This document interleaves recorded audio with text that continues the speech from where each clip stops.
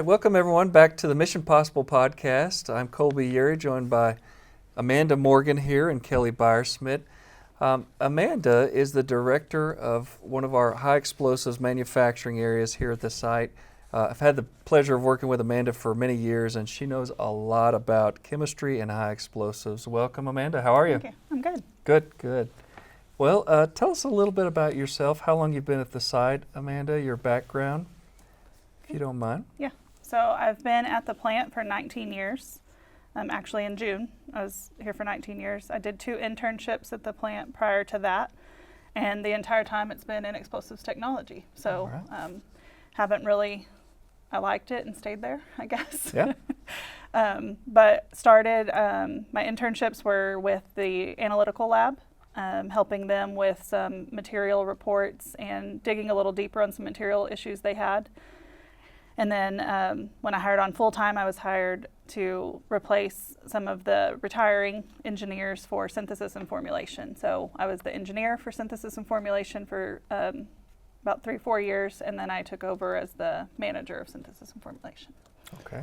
So in high school, you probably never would have dreamed that you would be doing what you're doing today. No, I had no idea. So how did you find your way into this field? What did you study? What was your interest? Yeah, so my degree is in chemical engineering. Mm-hmm.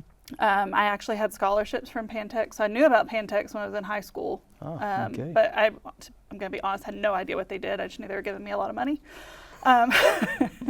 So whenever I was applying for internships, I had applied for an internship because they had told me about it as part of the scholarship program. Mm-hmm. And funnily enough, at first they told me they did not hire my degree plan. And so they declined me.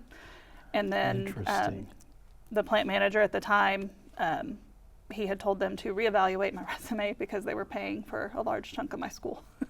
So that's kind of how I got in. And then once I learned, when I was out here for my internship and I learned about it and I got to kind of dive deeper into the explosive materials, I was like, well, that's actually really interesting and fun. And then I took a brief break one summer. I went and worked for Frito-Lay. Did not like the corporate environment.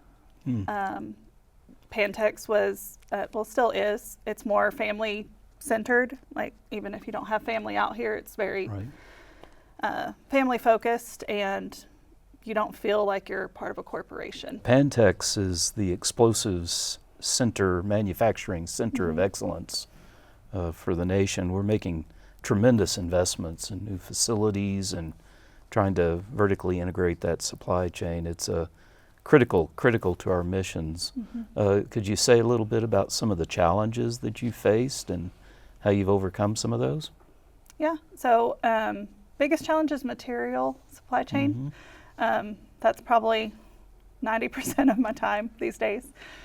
So we buy most of our large explosives off-site, so managing that vendor contract relationship, and then just changing global policies. So a lot of the materials that were developed and used in the 1950s weren't the most environmentally friendly.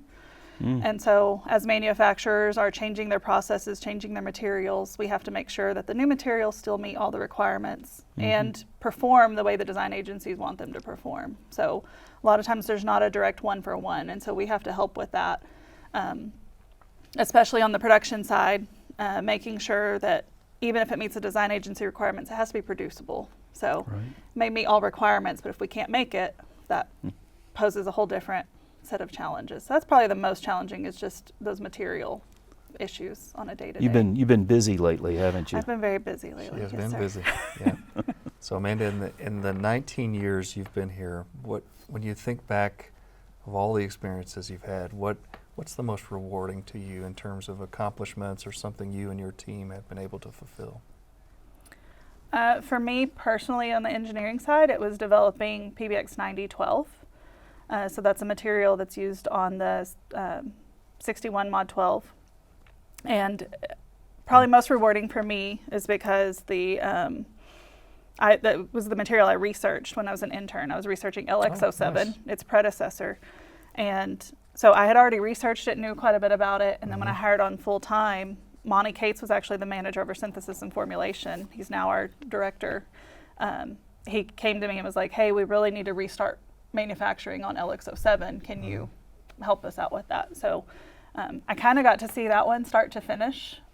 So it was kind of a personal highlight for me getting to do that. And then as far as my team as a whole, I would say bringing up new explosive molecules. So LLM-105 and DAF are both identified by the design agencies as IHE candidate materials. And so getting to bring those from the gram level on the lab all the way up in our synthesis pilot plant, I think that was probably the most rewarding as a team that I was managing, is seeing them do that and getting to celebrate those successes. Excellent. Yeah. Yeah, one of the things, I've worked with Amanda for some time, and one of the things that I always appreciate, I'm not good at chemistry at all, and you are. And so if I ever wonder what happens when you combine two elements, Amanda's the type of person that you give a phone call to, and you usually are able to answer it right off the bat. Or I know who to call. Yeah, or you know who to call for sure. For sure. So I appreciate that, Amanda. Yeah. Well, Amanda, thanks for all you do and your team. It's a shining star when people talk about Pantex and explosives technology, and we're just very proud of what you guys bring to the table. So thank you so much, and look forward to spending more time with you, Amanda. All Thank right. you. Thanks. That does it for this particular segment. Stay tuned for a message about being proud to be safe as a Pantexan. Back after this. When I'm safe at work, I can climb higher.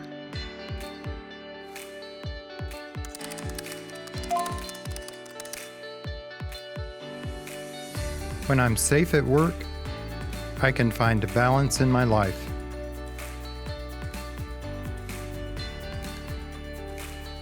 When I'm safe at work, I can go farther than ever.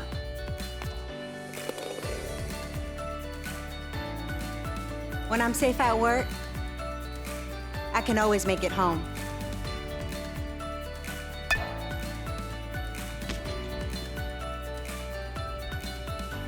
When I'm safe at work, I can be there for my family.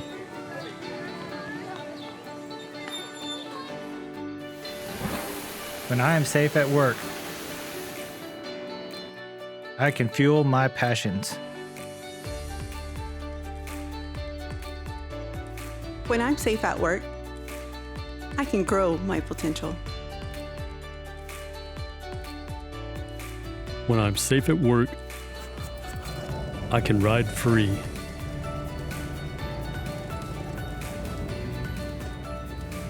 I'm proud to be safe. I'm proud to be safe. I'm proud to be safe. I am proud to be safe. I'm proud to be safe. I'm proud to be safe. I'm proud to be safe. I'm proud to be safe.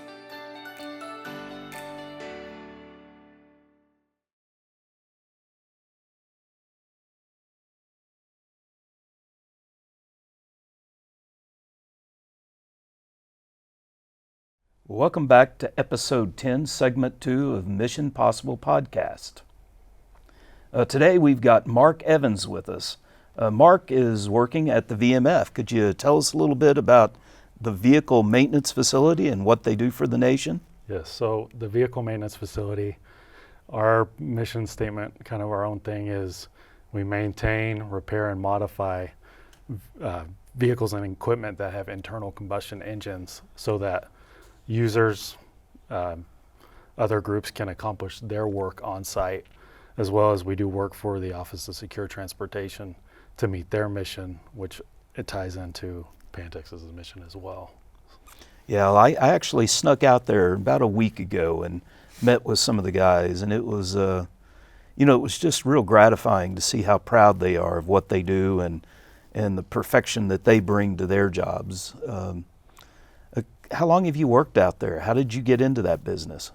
Well, I've been at the plant 9 years, so 7 out of the 9 years I've been at the VMF in some capacity, and the whole plant's great, but the buy-in from the guys, I love bragging about the guys. They buy into what they do, they care about what they do, they take initiative. They're, I almost say, self-directed in some ways. They know what they need to get done and they go do it. It's just a great place to be, and I'm really blessed to be there. Yeah, there's a lot of challenges to actually getting those people. with those skills. I mean, that's a competitive area, right? Yes, it's competitive, and honestly, I feel like a lot of times it's internal bidders that come in, and it's not hard to look at the next guy and they buy into what the other people that have been there for some time do the work that it needs to be done. So there's a lot of buy-in, and when you see that buy-in from others, you jump in, just the nature of it. One of the things that I've always been impressed about when I go to the VMF is just the variety of vehicles you work on. I mean, OST trucks and trailers and all the equipment they have, security vehicles, large Bearcats, you've got those over in a different area, and then just your standard GSA vehicles that we use for everyday commuting around the site. And it's just impressive to me. And you do some of the planning and scheduling for some of that work, Mark? I used to plan and schedule that work. My main focus is OST. I'm kind of the main point of contact for that. Okay. And that's why I love when I say you guys started the Plant Employee Tour to come over. Yeah. I feel like I get to showcase the guys' work and all the equipment's there. And then the people coming for that tour get to see the sheer volume of equipment into the shop and say, oh, wow, there's a lot of equipment that these guys service. And all the work they do. It's not showcased very well because you have to be going to the vehicle maintenance facility to see it. But I feel like those tours really engage Plant IQ and just really help the guys see people coming in, because it's kind of a rare area, and then they get to see the work that those guys do. It's really impressive. Yeah, it's great to show that off and draw the connection with the mission that you provide. Yeah, it's great. Yeah, in an earlier episode, we had a visitor, a guest that was a production technician, and you think about how every single job at this site contributes directly to us delivering the deterrent, and the VMF is another one of those absolute critical cogs in our wheel. Yes, I agree. Everything comes down if we can't get security vehicles out, emergency services, all the way to OST, your regular plant. If those people don't have vehicles to execute their work, it affects the downstream of what our overall mission is. So, and the guys understand that. We all understand that at the VMF.